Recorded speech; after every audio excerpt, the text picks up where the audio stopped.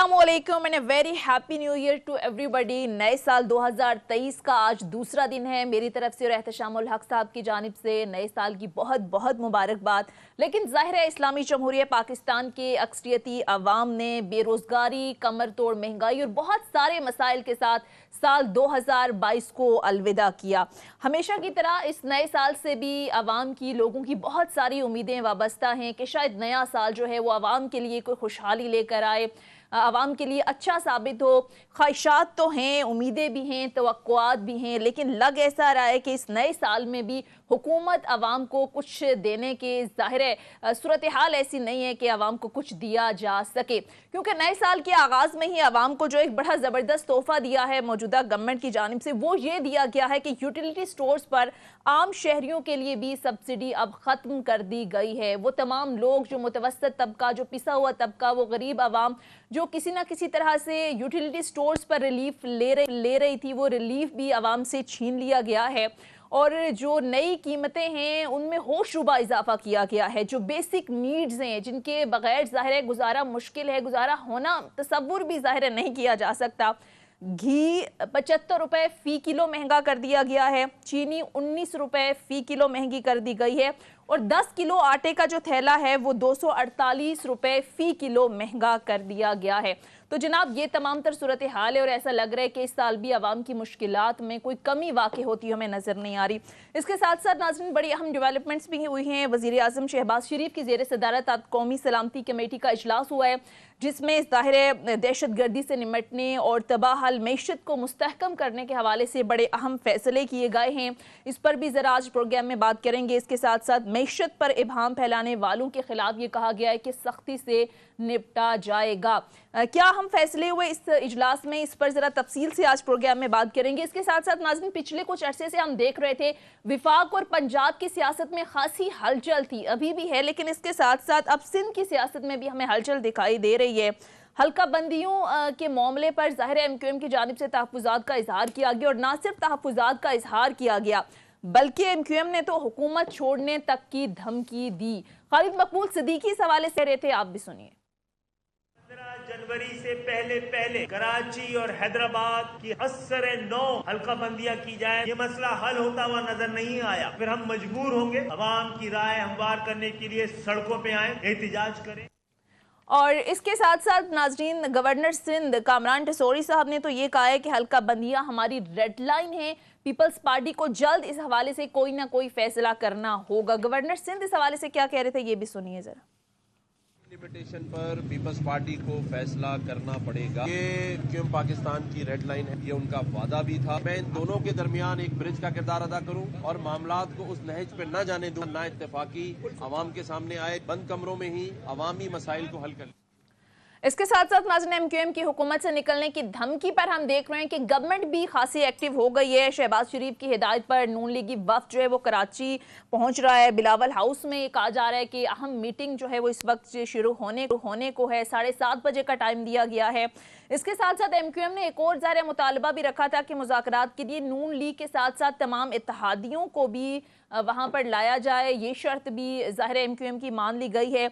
अब क्या MQM की ये धमकी काम कर जाएगी, इस पर भी बात करेंगे। इसके साथ साथ जो MQM के जो बिखरे धड़े थे उनको यूनाइट करने या मुत्तहिद करने की जो कोशिशें की जा रही हैं, इस हवाले से पाकिस्तान तहरीक इंसाफ का तो मौक़िफ़ ये है कि PTI को कराची में ताकि नुकसान पहुँचाया जाए। इमरान खान साहब का ज़ाहिर इशारा किसी और तरफ है, तो क्या इमरान खान साहब जो बात कर रहे हैं वह दुरुस्त है, या फिर गवर्नर सिंध अपने तय ये कोशिशें कर रहे हैं जिस तरह से वो बात कर रहे हैं कि किसी न किसी तरह कराची के मसाइल हल हो सकेंगे। असल मसला ये है, इमरान खान साहब ने भी ज़ाहिर है कल बात की, एक बार फिर एस्टैब्लिशमेंट के हवाले से उन्होंने कहा है कि हमारे 3 अरकान असम्बली को एतमाद के वोट के लिए न्यूट्रल रहने का कहा जा रहा है, और ज़ाहिर ऑलमोस्ट वही बातें उन्होंने रिपीट की। उन्होंने कहा कि जनरल बाजवा का सेटअप ताहाल काम कर रहा है। इसके साथ साथ उनकी जानिब से ये कहा गया कि मेरे हवाले से अहम फैसले किए जा रहे हैं जिसमें मुझे नाहल किया जाएगा, जेल भेजा जाएगा, किरदार कुशी भी शामिल है।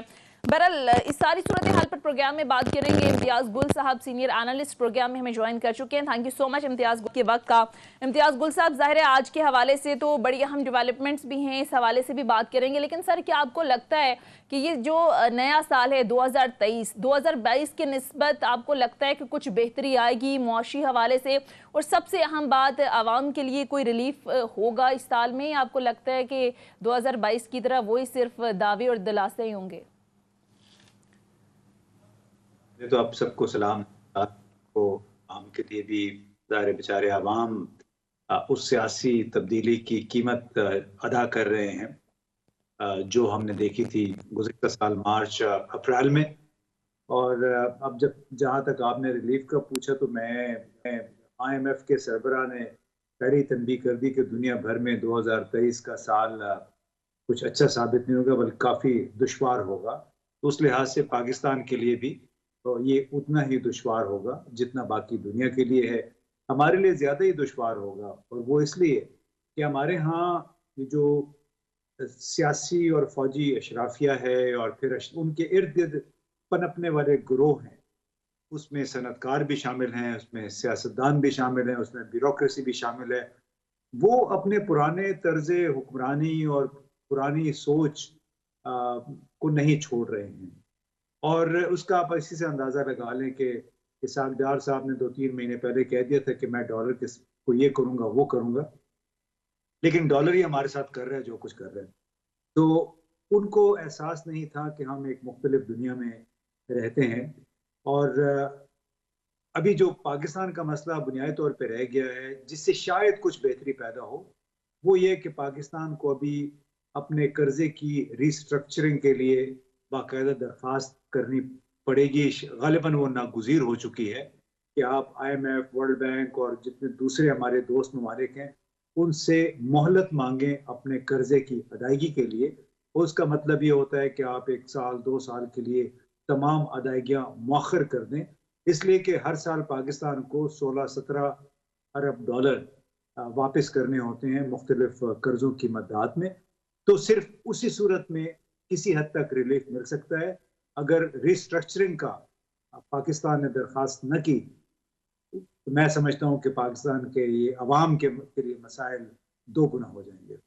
सही। एहतशाम साहब, आपको भी ऐसा लग रहा है कि 2023 जो है वो वैसा ही होगा जैसा कि 2022 से ये निस्बतन बेहतर होगा? दूसरा सर, वज़ीर आज़म शहबाज शरीफ की ज़ेर सदारत कौमी सलामती कमेटी का आज इजलास हुआ, बड़े अहम इसमें फैसले किए गए। मुल्क में जो हालिया दहशतगर्दी की लहर है इस हवाले से हम दुश्मनों के खिलाफ सख्त कार्रवाई पर इत्तफाक हुआ है, मुआशी हवाले से भी कुछ अहम फैसले किए गए, कैसे देखते हैं इनको आप?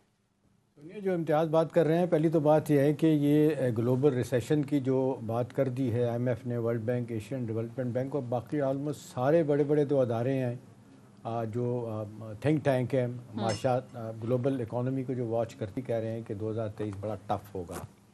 अब सवाल ये है कि जी वो तो टफ़ होगा। अब हमारे यहाँ बहुत सारे लोग जो है ना, वो हमने देखा कि बैठ के बातें कर रहे हैं कि जी नजूमियों को भी बिठाया लोगों ने कि जी चीज़ें ठीक होने जा रही हैं। सोनिया, मेरे लिए तो सबसे अहम बात यह है कि अगर ये 2022 से ज़्यादा वर्स ना हुआ तो मेरा ख्याल है बड़ी बात होगी।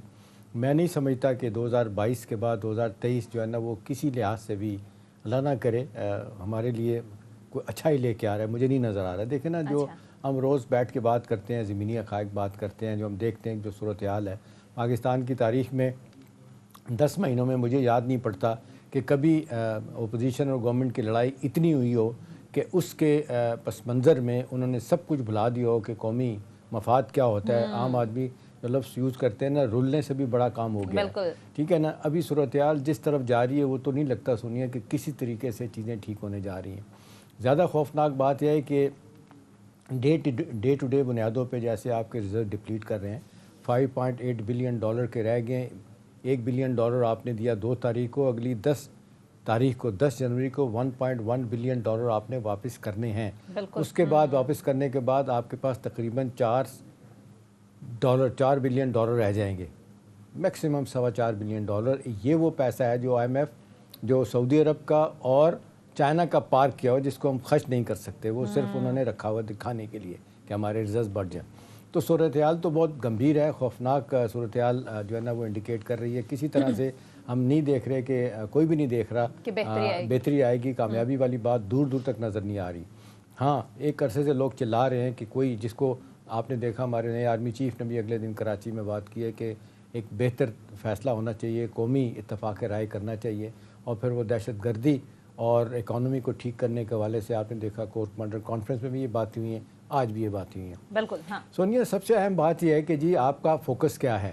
دوسری بات یہ ہے کہ آپ کے پاس فال بیک کرنے کے لیے کیا ہے. ایک ہوتا ہے نا آپ کے وسائل کتنے ہیں. کہ لیکن صورتحال جو انڈیکیٹ کر رہی ہے سونیا، اب دیکھیں نا جس طرح اب امتیاز بات کر رہے ہیں، ابھی جا کے آپ نے اگر ری شیڈولنگ ری اسٹرکچرنگ کی بات کرنی ہے تو سمجھ آ گئی کہ بات کہ جی ڈیفالٹ تو آپ کا ہو چکا ہے، ٹیکنیکل ڈیفالٹ ہو چکا ہے. کس طریقے سے چیزیں ٹھیک ہوں گی. مجھے بڑی شرم آتی ہے باتیں کرتے ہوئے کہ اب ہر وقت اپنے ملک کے بارے میں باتیں کریں. لیکن سونیا یہ کلیکٹیو فیلئر ہمارا ملٹری پولیٹیکل لیڈرشپ کا ہوا ہے اوور دی ایئر، اور نتیجہ آج یہ ہے کہ ساری دنیا بے بس ہے.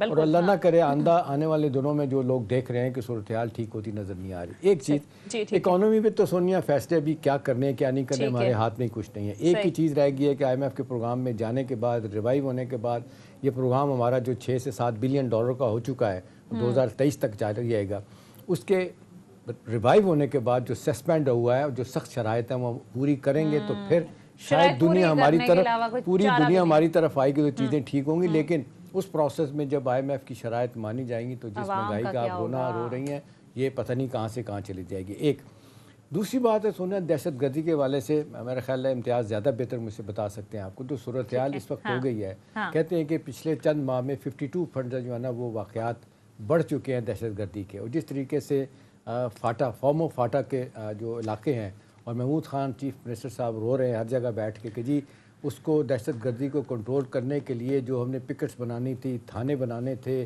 اس کو جس طرح ہم نے شامل کیا KP کے علاقے میں وہ تو کیا ہی نہیں. نتیجہ یہ ہے کہ آج پھر دہشت گردی سر اٹھا رہی ہے. تو سونیا ہر طرف سے انڈیا آپ کا دشمن ہے، معاملات خراب ہیں. افغانستان میں آپ دیکھ لیں وہ جس کو کیا کہیں اسٹریٹجک ڈیپتھ رکھنے والے وہی لوگ جن کو ہم اپنا سمجھتے تھے ہمارے خلاف وہ کیا کر رہے ہیں. تو مجھے سونیا مجھے نہیں لگ رہا کہ اکنامک فرنٹ پہ، دہشت گردی کے فرنٹ پہ، دہشت گردی کی فرنٹ پہ قربانیاں فوج نے پہلے بھی دی ہیں، ہماری لا انفورسمنٹ ایجنسی نے پہلے بھی دی ہیں، ابھی بھی لڑیں گے، مریں گے.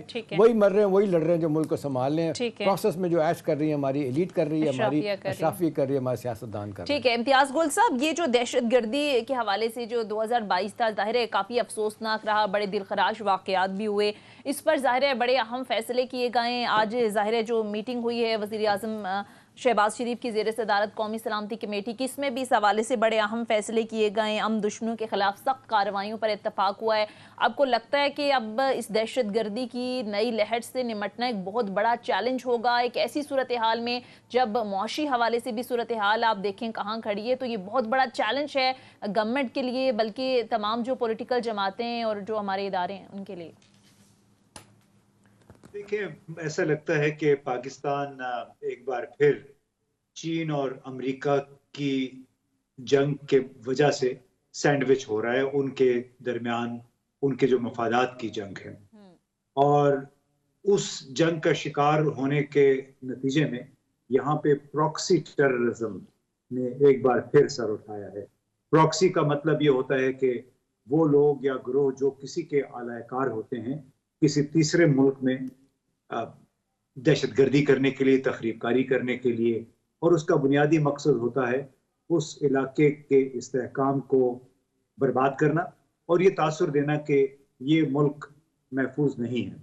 تو اگر اس کو آپ بڑے کانٹیکسٹ میں دیکھیں کہ ایک طرف ایران ہے جو کہ امریکی پابندیوں کے نیچے ہے، دوسری طرف افغانستان ہے، اس کی طالبان پوری قیادت پہ ابھی تک اقوام متحدہ اور امریکہ کی پابندیاں برقرار ہیں، اور تیسری طرف اگر امیجن کریں کہ پاکستان میں بھی دہشت گردی کا یہی عالم ہو جائے اور پھر دوبارہ ایک بار پھر جواز بن جائے کہ اس علاقے میں غیر ملکی افواج آ جائیں، تو پاکستان، ایران اور افغانستان یہ تینوں ممالک چین کے حلقہ اظہر سے نکل جائیں گے. یعنی ظاہر ہے چین پھر یہاں پہ کوئی سرمایہ کاری نہیں کرے گا. تو یہ وہ کاسٹ ہے جو پاکستان کو اس وقت دینی پڑ رہی ہے. یہ تو نمبر ایک. نمبر دو، جو ہم 20 سال سے سن رہے ہیں، خاص طور پہ ہم نے 12, 13, 14 में सुना था कि ऑपरेशन ज़रब अज़ब शुरू हुआ 2014 में, फिर ये रद्दुल फसाद आ गया और हमें बताया गया कि हमने दहशतगर्दों की कमर तोड़ दी है। फिर ये बताया गया कि 95% हमने इलाके को, अपनी 2560 किलोमीटर की सरहद है, उस पर हमने बाढ़ लगा दी। लेकिन अभी जो गुज़श्ता 1 महीने के दौरान हुआ है, उसने तो तमाम के तमाम पोल खोल दिया है कि वो जो खारदार तार है वो तार हो चुकी है कई जगह से, क्योंकि कई अफगान उसको मानते नहीं हैं। फिर उसके अलावा सिर्फ 1 महीने के दौरान कम से कम 26, यानी दिसंबर में कम से कम 26 हमले हुए, जिसमें आप अंदाजा करें कि पिछले 10 साल में 1 महीने में इतने सिक्योरिटी एहलकार, जिसमें फौजी और हमारे पुलिस वाले शामिल हैं, जा बहक नहीं हुए, जितने सिर्फ पिछले दिसंबर में 42 उनकी तादाद थी सिर्फ 1 महीने के दौरान। और बाकी अमवात जो कि आम लोगों, जिसमें आम लोग मारे गए, वो इससे अलहदा है। यानी कुल कोई तकरीबन 973 के करीब अमवात हुई हैं दहशतगर्दी के बायस। तो ये जो अफरेत ने दोबारा सर उठाया है, एक ये था कि हमारी अपनी कमजोरियां बिल्कुल रिलैक्स हो गए, और चूंकि हमारी तवज्जो कहीं और है ना, हम जो इदारे हैं उनकी तवज्जो कहीं और है। और फिर दूसरी वजह ये प्रॉक्सी टेररिज्म है, जो कि अमेरिका और चीन के ताल्लुकात या उनकी आपस की जंग की वजह से पाकिस्तान पे अब मुसल्लत हो गई है। लेकिन इसमें एक चीज़ इम्तियाज़ बताइएगा कि पिछले दिनों आपने देखा कि जिस अंदाज से, वैसे तो उन्होंने बहुत पहले ही आपने देखा कि जो अमन माहिदा है उसको ख़त्म कर दिया था और कहा था कि हम पूरे मुल्क में हम दहशतगर्दी करेंगे, लेकिन उन्होंने जो खबर आई थी कि इस्लामाबाद के 5 स्टार होटल जो है ना उसको टारगेट किया जाएगा। उसके बाद आप देख लें चाइना, उसके बाद चाइना क्या रहूँ, अमेरिका, बरतानिया और सऊदी अरब वगैरह ने भी ट्रैवल एडवाइजरी जारी कर दी कि भी आप उस होटल के करीब ना जाएं और बिला मकसद अपनी घरों से ना निकलें।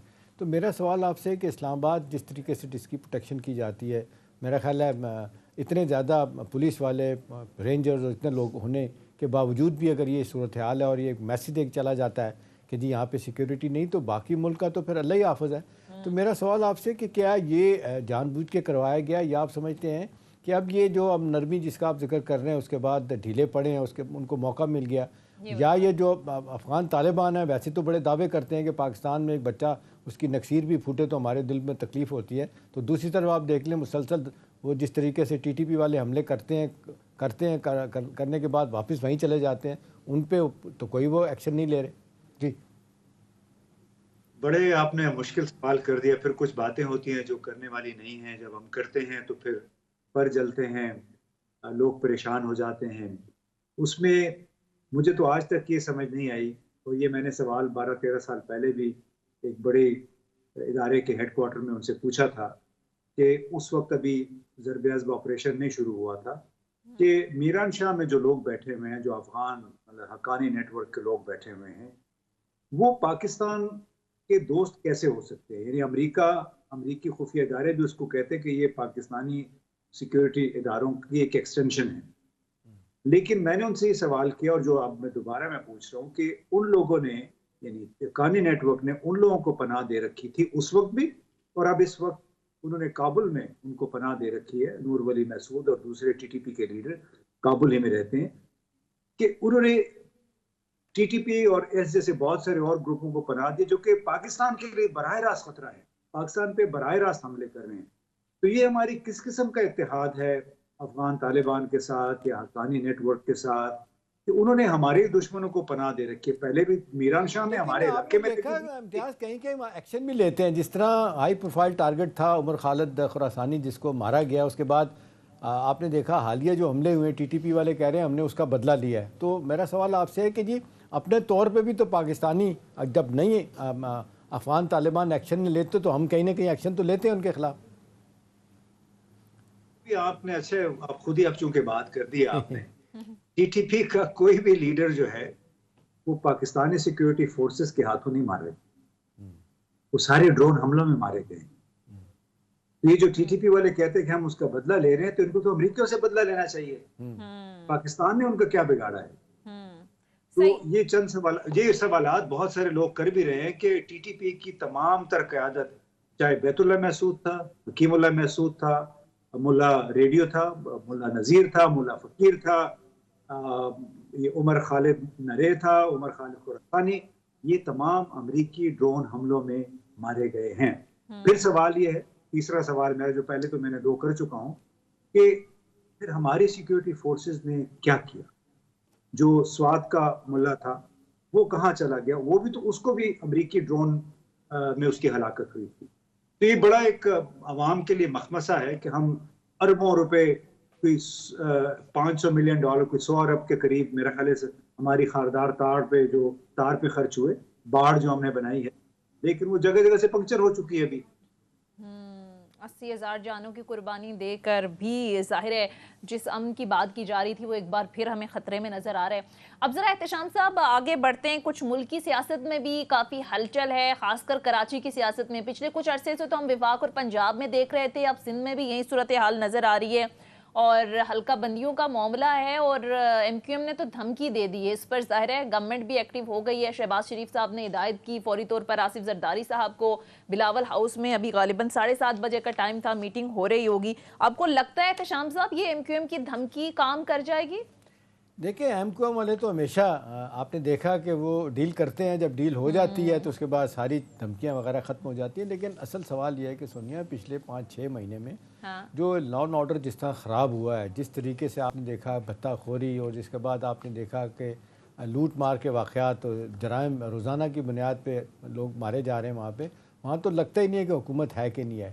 میرے لیے تو زیادہ پریشان کن بات اب یہ ہو گئی ہے کہ اب یہ جو سارے فیکشن اکٹھے کرنے جا رہے ہیں، اب ایک خبر تو یہی ہے کہ جی مائنس الطاف گروپ، لیکن کچھ لوگ کہتے ہیں کہ جی اس کو نہیں ڈالیں گے تو بات نہیں بنے گی۔ اچھا بھئی یہ جب بھول گئے ہیں کہ یہ ماضی میں کیا ہوا تھا، بی بی کی آخری گورنمنٹ میں کیا ہوا تھا، وہ میجر جنرل نصیر اللہ بابر صاحب جو انٹیریئر منسٹر تھے، انہوں نے بڑا بھرپور ایکشن لیا تھا۔ اس کے بعد آپ کو بھی اچھی طرح یاد ہوگا امتیاز کے پھر ایم کیو ایم کو جو فری ہینڈ دیا مشرف نے، تو 200 پولیس والے چن کے ایم کیو ایم نے مارے تھے۔ تو مجھے تو اب یہ ڈر لگ رہا ہے کہ یہ سارے لوگوں کو اکٹھا کرنے کا مقصد اس سٹیج پہ کیا ہے۔ ویسے تو آپ نے دیکھا، ہمیشہ ہم نے یہی دیکھا ہے کہ جی جماعت اسلامی کو ختم کرنے کے لیے ایم کیو ایم لائی گئی، پھر ایم کیو ایم کو توڑنے کے لیے اس کے فیکشن کیے گئے۔ اب دوبارہ سے اگر یہ بات ہو رہی ہے کہ جی پی ٹی آئی کو کاؤنٹر کرنے کے لیے سب کچھ لایا جا رہا ہے، تو یہ تو بڑی خوفناک سی بات ہے۔ صورتحال ہے بالکل۔ مطلب اس کا تو اینڈ رزلٹ تو بڑا ہی بھیانک ہوگا۔ مطلب کراچی جیسا شہر جس پہ ابھی بھی دیکھیں حلقہ بندیوں کے جھگڑے ہو رہے ہیں، 2.5 کروڑ کی آبادی وہاں پہ ہو گئی ہے، کوئی پوچھنے والا نہیں ہے۔ تو اب یہ فیکشن اکٹھا کرنے کا تو مقصد صرف اور صرف جو ہے نا ایک پارٹی کو جتوانا ایک کے خلاف، اور دوسرا پیپلز پارٹی اور ایم کیو ایم کے درمیان جو اختلافات ہیں وہ کبھی بھی ختم نہیں ہوں گے، کیونکہ سب کے ذاتی مفاد ہیں، سیاسی مفادات ہیں، وہ اس طرف آنا نہیں چاہتے۔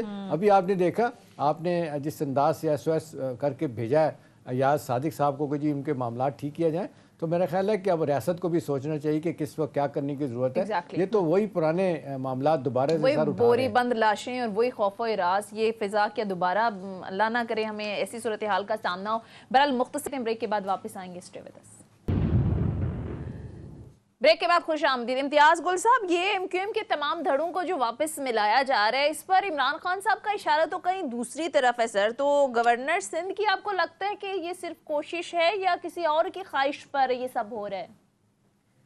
سوال یہ کہ گورنر سندھ کہاں سے آئے تھے، ان کو کس نے لگایا تھا؟ آپ اتنی معصوم سمجھ رہے ہیں، بن رہے ہیں آپ۔ لیکن مسئلہ یہ ہے کہ دیکھیں ایم کیو ایم کی جو مرکزی قیادت ہے، کامران چسوری صاحب بھی بس ان کا حصہ ہی سمجھ لیں، ان میں سے اکثر لوگوں کے ہاتھوں پہ خون ہے۔ جو کچھ کراچی میں انہوں نے کیا تھا جنرل پرویز مشرف سے پہلے تک یا پیپلز پارٹی کے دور تک 1995-96 تک، اس کے لیے کبھی ان کو کوئی معاف نہیں کرے گا۔ اس کے علاوہ انہوں نے پھر جس طرح ہٹ مین کے طور پہ کسی کے ایما پہ کراچی کو لوٹا ایک طرف، اور دوسری طرف کراچی کو انہوں نے برباد بھی کیا، وہاں پہ ترقی کوئی نہیں ہوئی، اور اسی وجہ سے ان کے اثاثے آپ کو معلوم ہے لندن میں بنے، جہاں پہ آج کل اثاثوں کے اوپر باقاعدہ لیگل کیس چل رہا ہے، ایم کیو ایم کے نام پہ جتنے اثاثے بنے ہوئے ہیں جی، تو ہر شخص جو ہے تو اب اس میں سے اپنا حصہ مانگ رہا ہے۔ اور ان کے تمام کے جرائم تو NRO کے ذریعے، یعنی جنرل پرویز مشرف اور مرحومہ بے نظیر بھٹو صاحبہ اور آصف علی زرداری کے درمیان جنرل کیانی کی موجودگی میں جو NRO طے پایا تھا، ان کی معافیاں تو اس NRO کے ذریعے ہوئی تھیں۔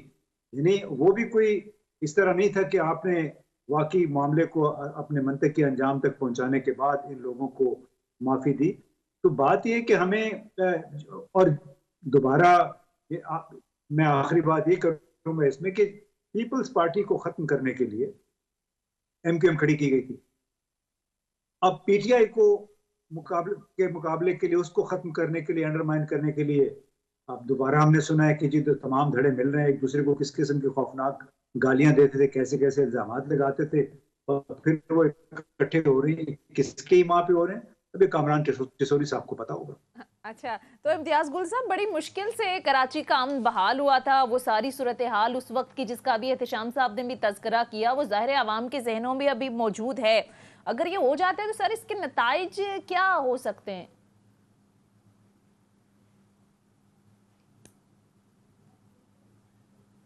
جی امتیاز گل صاحب آپ سن سکتے ہیں سر؟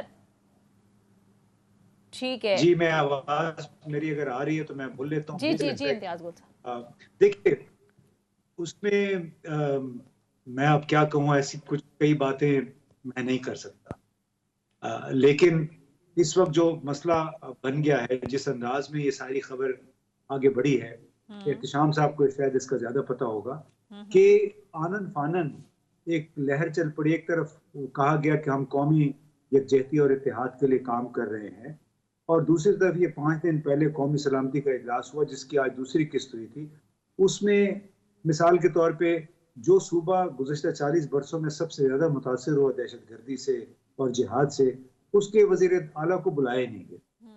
اور پھر آپ نے دیکھا کس طرح آصف علی زرداری صاحب سے ساتھ ملاقاتیں ہوئی اور باپ کے 3 ارکان ادھر چلے گئے پی ٹی آئی کا بھی ایک بندہ ادھر چلا گیا. یعنی اتنا ظلم ہے اس ملک کے عوام پہ کہ ان کو یہ فکر نہیں ہے کہ اس تمام تر سیاست کا ملک کے عوام پہ کیا اثر پڑے گا بلکہ یہ ابھی کوئی پرانے 19ویں صدی کے جوڑ توڑ کے معاملے میں لگے ہوئے. یہ وہ کام کر رہے ہیں جو ایسٹ انڈیا کمپنی کرتی تھی جب یہاں پہ انگریز حکمران تھا پورے ہندوستان پہ اور اس میں جوڑ توڑ کے ذریعے وفاداریاں خرید کے انگریز حکمران جو ہے اپنے لیے راہ ہموار کرتے تھے. آج کل بس مجھے اسی کا ریپلے لیکن اس میں سونیا جو ایک بڑا اہم ایلیمنٹ ہے نا وہ بھی آپ سوال کریں اور امتیاز بھی جواب دیں اس کا. دیکھیں اب جس طریقے سے پی ڈی ایم کے اندر دراڑ ڈالی گئی تھی 1.5 سال پہلے 2 سال پہلے اور آپ نے دیکھا کہ پیپلز پارٹی نکل کے چلی گئی تھی پی ڈی ایم سے وہ کیسے ہوا تھا. وہ بتانے والے یہی بتاتے ہیں نا کہ کس طریقے سے ان میں اختلافات پیدا کیے کس طریقے سے زرداری صاحب کے کیسز ختم ہوئے اور پھر کراچی منتقل کیے گئے ان کی بہن صاحبہ کو چھوڑ دیا گیا سب کچھ ہو گیا. اس کے بعد تو آپ دیکھ لیں کہ وہ ایک دوسرے کے خلاف سخت بیان ہوتی رہی تھی ماضی میں مطلب یہ پی ڈی ایم میں رہتے اب یہ ایک ہوئے کس طرح ہوئے. اب دیکھیں نا اب سوال یہی ہے کہ وہی پیپلز پارٹی جس کا صفایا ہوا پہلے جماعت اسلامی کو ہٹانے کے لیے آپ نے دیکھا ایم کیو ایم کو تکڑا کیا گیا پھر اسی طرح سے پھر پیپلز پارٹی کو دوبارہ وہاں پہ ریوائیو کیا گیا ایم کیو ایم کے خلاف. اب یہ دوبارہ سے کام شروع ہو گیا. لیکن احتشام صاحب یہ جو بلوچستان عوامی پارٹی کے 3 ارکان کا پیپلز پارٹی میں شامل ہو جانا اور باپ جس انداز میں راتوں رات بنی یا ظاہر ہے اسے سب وہ میں نہیں کہتا سونیا مولانا فضل الرحمان کا وہ جملہ مشہور ہے نا کہ وہ باپ کے جو باپ ہے نا انہوں نے سب کچھ کروایا تھا. چلیں اب اشارتاً تو ساری باتیں ہوگی زیادہ پریشان کن بات یہ ہے عمران خان صاحب کا یہ بیان دینا کہ اسٹیبلشمنٹ میں جنرل باجوہ کا سیٹ اپ اب بھی کام کر رہا ہے. دیکھیں یہ تو ہم نہیں کہہ سکتے یہ تو اب ظاہر ہے ان کا اپنا غصہ بھی شامل ہوگا کہیں نہ کہیں ان کو انفارمیشن بھی ہوگی لیکن بظاہر تو جس طریقے سے ہم دیکھ رہے ہیں کہ نئے چیف اپنے آپ کو ٹوٹلی پولیٹیکل انہوں نے بنایا ہے اور وہ بار بار یہی کہہ رہے ہیں طلعت یہی بھی ہیں وہ یہی کہہ رہے ہیں کہ جی اپنے سیاسی معاملات آپ خود نبیٹیں ہمیں بیچ میں آنے کی ضرورت نہیں ہم نہیں کچھ کام کریں گے الیکشن کی ڈیٹ لینی ہے نہیں لینی ہے آپ اتفاق رائے پیدا کریں. یہ بات انہوں نے کل بھی کیا وہاں پہ کراچی میں. یہ اگر نہیں ہوتا تو بظاہر نہیں لگتا کہ ان کا انٹرسٹ ہے لیکن یہ بات اب صحیح ہے کہ جی یہ آفٹر آل اس کے پیچھے کون ہے وہی پیپلز پارٹی. آپ نے دیکھا کہ جو ہر بات ان کی مانا کرتی تھی آج ایم کیو ایم اگر کچھ کہہ رہی تو وہ نہیں مان رہے. وہ کہتی تھی کم وقت میں ہم نے یہ نئی حلقہ بندیاں کرنے نہیں دینی جو مرضی آپ کر لیں. آج دیکھیں میٹنگ بھی ان کی ہو رہی ہے. اب کس کو کس کی دھمکی ہے تھپکی اس حوالے سے مل رہی ہے اور پھر یہ ہے کہ جی آپ اگلے سیٹ اپ کی جو تیاری کر رہے ہیں کہ جی اگلا جب الیکشن ہوگا تو وہاں پہ کون سی بڑی پارٹی رہ جائے گی. تو بظاہر تو یہ لگتا ہے کہ ایک طرف پیپلز پارٹی کو سندھ میں تکڑا کرنا سندھ رولر میں تکڑا کرنا اور ایم کیو ایم کو شہر وہ 3 شہر دلوانے آپ نے حیدرآباد میرپور اور کراچی ان کو دلوانا واپس دلوانا.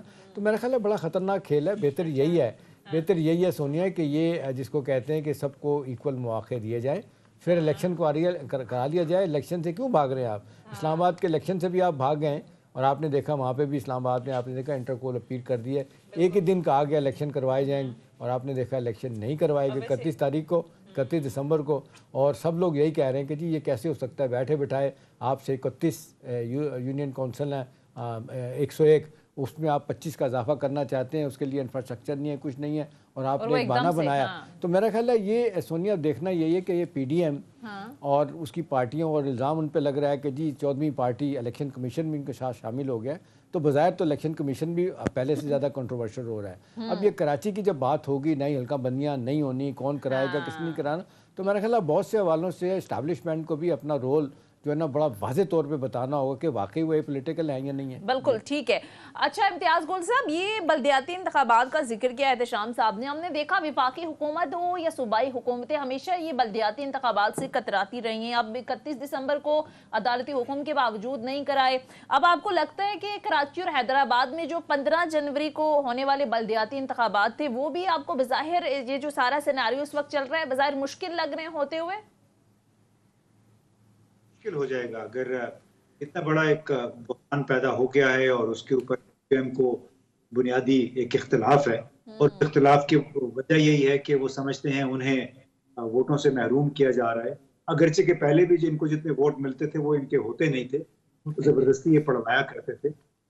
لہٰذا ایک بہرحال بڑی جماعت اسٹل ہے, چونکہ 2-3 دھڑے ہیں, کچھ نہ کچھ ان کی قوت تو ہوگی, اور انہیں اگر اعتراض کر دیا تو بڑا مشکل ہوگا اس کو اکٹھا کرنا.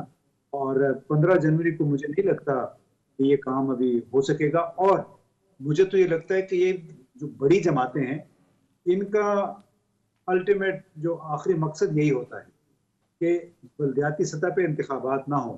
دیکھیے گزشتہ 15 برسوں کے دوران جب بھی بلدیاتی انتخابات ہوئے ہیں وہ صرف سپریم کورٹ کے کہنے پہ ہوئے ہیں. کوئی جماعت اپنے تئیں انتخابات نہیں کروانا چاہتی, کیونکہ انہیں معلوم ہے کہ اس طرح ان کے اختیارات وہ ڈائلیوٹ ہو جاتے ہیں. کافی سارے اختیارات انہیں اور مالی وسائل ان کو دینے پڑتے ہیں, جو بلدیاتی یا ضلعی حکومتیں ان کو دینے پڑتے ہیں, تو ان کی اپنی اہمیت کم ہوتی ہے.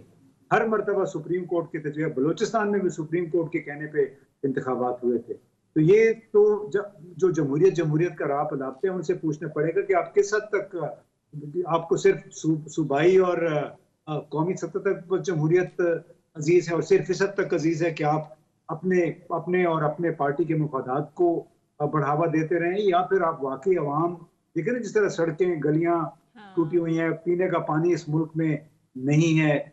اکثر جگہ میں کراچی گیا تو وہاں دیکھا فٹ پاتھ نہیں ہے, سڑکیں بنی ہوئی ہیں ایون کلفٹن کے علاقے میں.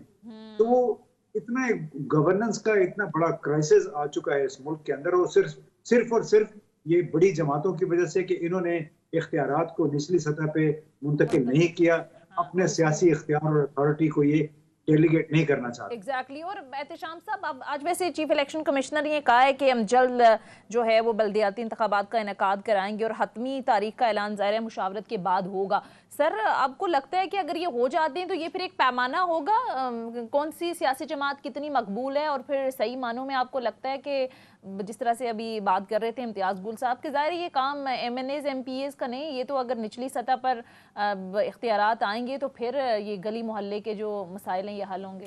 سونیا پچھلے 2.5-3 سال سے بڑے شدید نوعیت کے اختلافات تھے جو جتنے بھی ان کے فیکشنز ہیں. ابھی گھنٹوں اور دنوں میں جس طریقے سے پاکستان سرزمین پارٹی, پاک سرزمین پارٹی اور P M Q M Pakistan اور فاروق ستار اور سارے لوگ اکٹھے ہو گئے ہیں, تو ظاہر سی بات ہے یہ حیرت کی بات ہے. اتنے سخت اختلافات تھے, اتنی سخت ایک دوسرے کے خلاف باتیں کیا کرتے تھے, یہ ایک دم سے کیا ہو گیا کہ جی سارے اکٹھے ہو گئے. ایک دوسری بات ہے سونیا یہ دیکھیں, یہ جو ہمیشہ کہا جاتا ہے کہ یہ جمہوریت کی نرسری ہیں یہ ہمارے بلدیاتی ادارے, اس طرف یہ کوئی سیاسی جماعت کسی طریقے سے بھی آنے نہیں دیتی.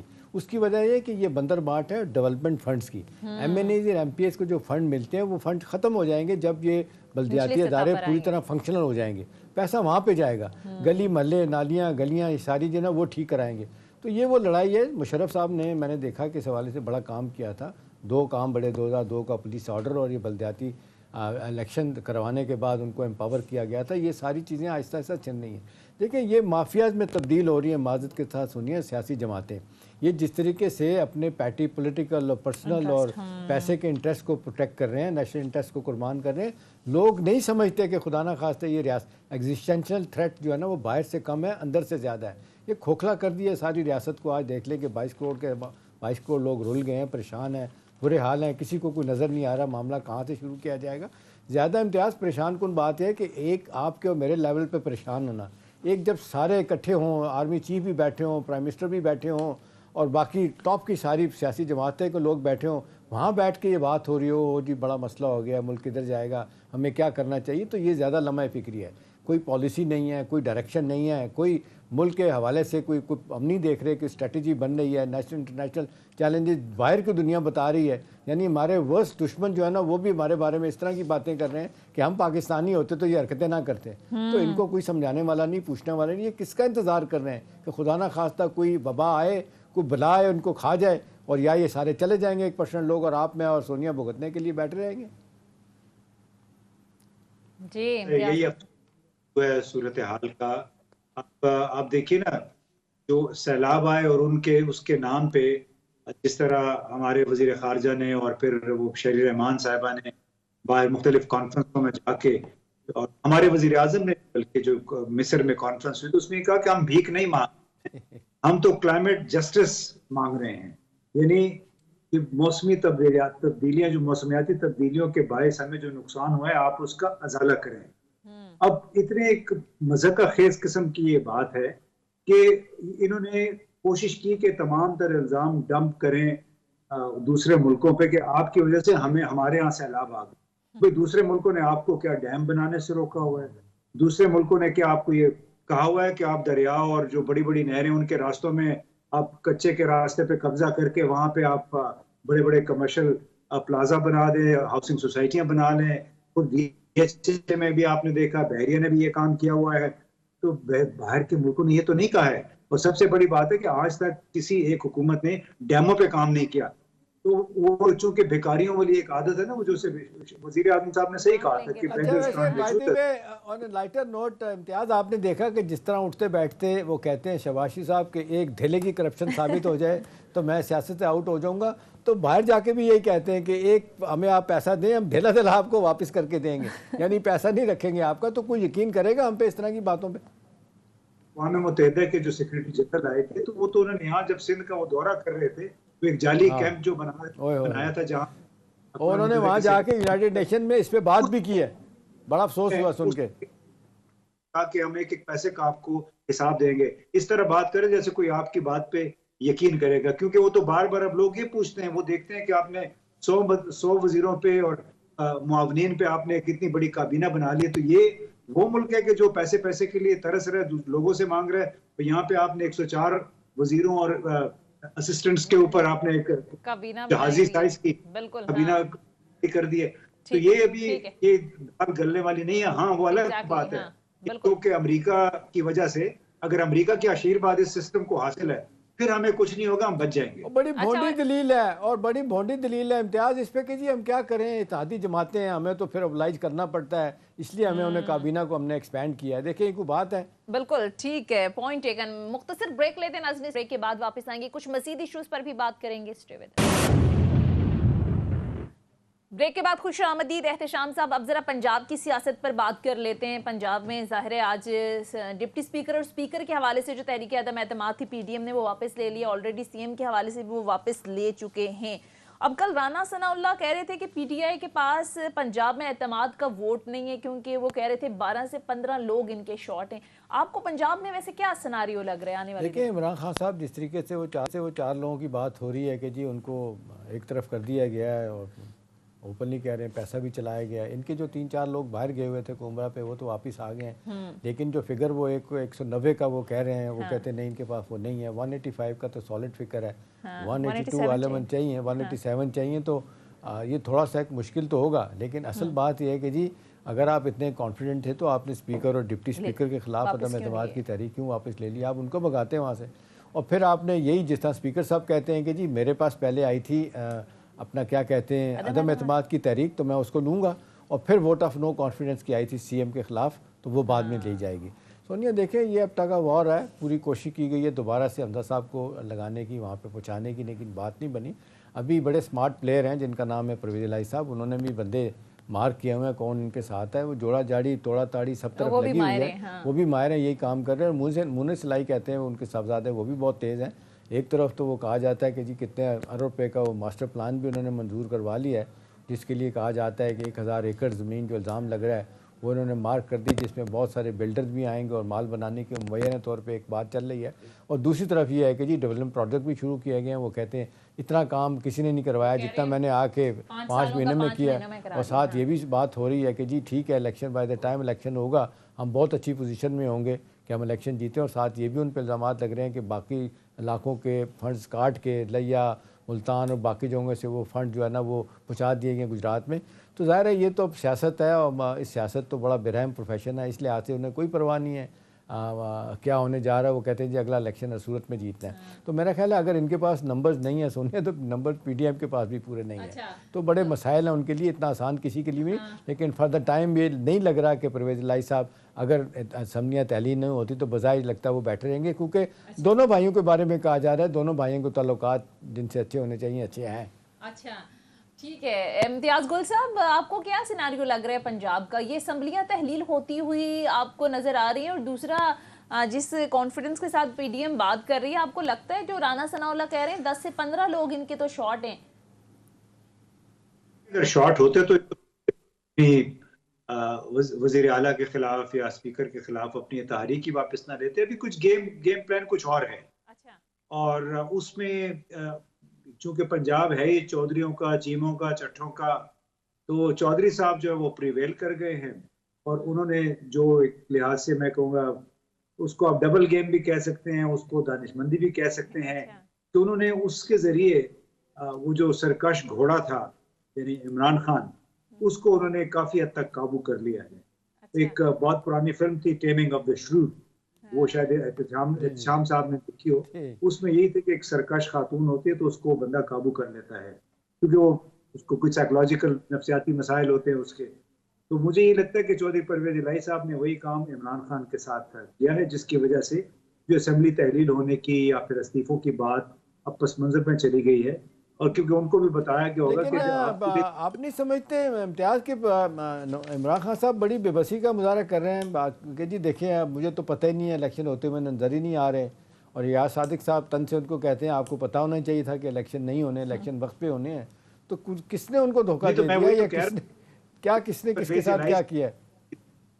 گیم کھیل لیا پرویز الہی صاحب نے، اسی وجہ سے اب عمران خان خود کو بے بس سمجھتے ہیں، اور میرا تو اپنا یہ کچھ خدشہ بھی ہے کہ اگر تو واقعتاً امریکہ موجودہ حکومت کے ساتھ ہے، اصل امریکہ اگر ہماری فوج کے کا تعاون چاہتا ہے، تو پھر میرا خیال ہے کہ یہی نظام کافی عرصے تک چلتا رہے گا، کیونکہ لوگ تو یہی سمجھ رہے ہیں نا کہ اگلا وزیر اعظم میں ہوں گا، میرا بیٹا ہوگا، اور بلکہ بار بار اب وہ سابق ہمارے سفیر تھے حسین حقانی صاحب کا بھی ذکر سامنے آ گیا ہے تمام تر گفتگو میں، باجوہ حقانی فائلز کے حوالے سے، ان کے درمیان کتنی کورسپونڈنس خط و کتابت ہوتی رہی، کس طرح ایک پیپر لکھا گیا، بلکہ حسین حقانی صاحب نے مبینہ طور پر انہوں نے ایک پیپر لکھا کسی کے لیے، کسی کمپنی کے لیے کہ ہم پاکستان امریکہ کے تعلقات بہتر کیسے ہو سکتے ہیں، تو اس میں بھی یہی قرار دیا گیا بظاہر کہ امریکہ کے تعلقات فوج کے ذریعے ہی